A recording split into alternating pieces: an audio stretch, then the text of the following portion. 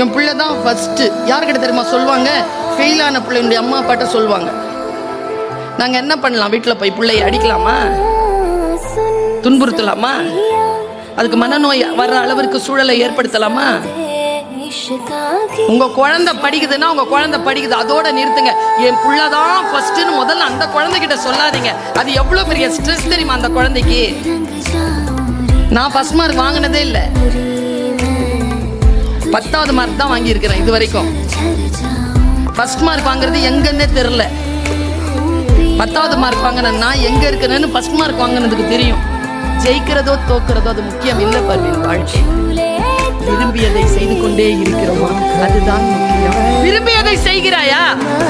நம் வாழ்க்கையில் விரும்பியதை செய்வதற்கான அந்த வாய்ப்பு நமக்கு இருக்கிறதா?